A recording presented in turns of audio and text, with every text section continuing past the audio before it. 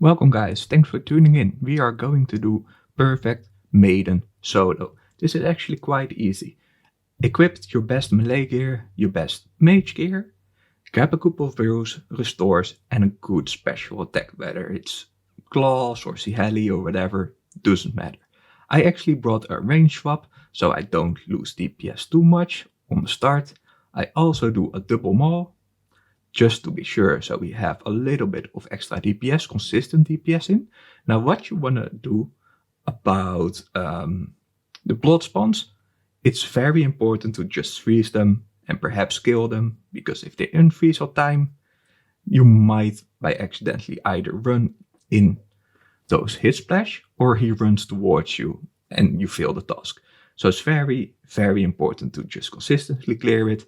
And if Maiden happens to throw the bloods on you, there is a very easy way to always avoid it. As you see right now, I hovered my mouse at 4 squares.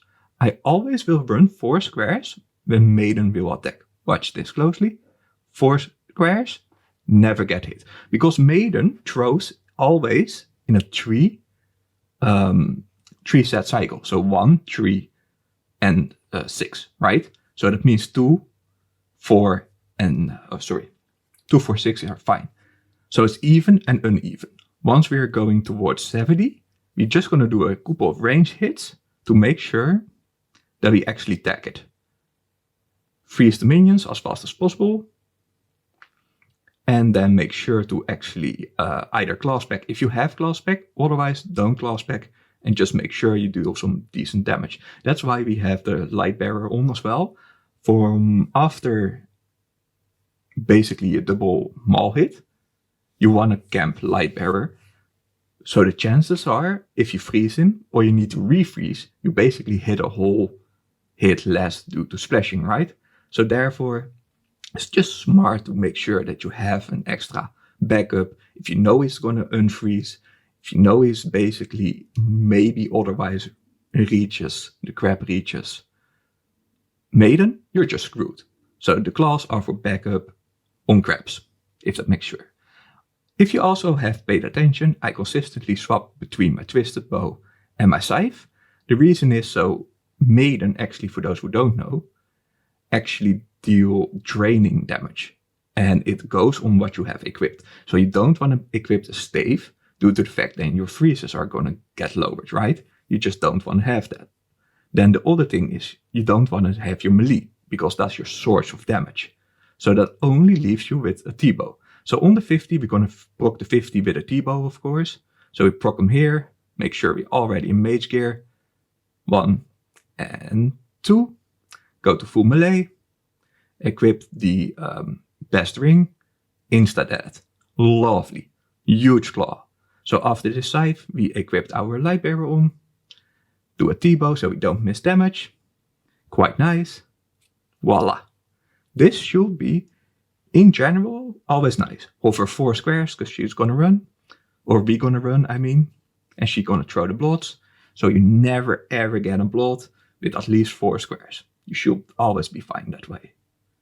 Make sure you're brewed up and make sure you're pot up.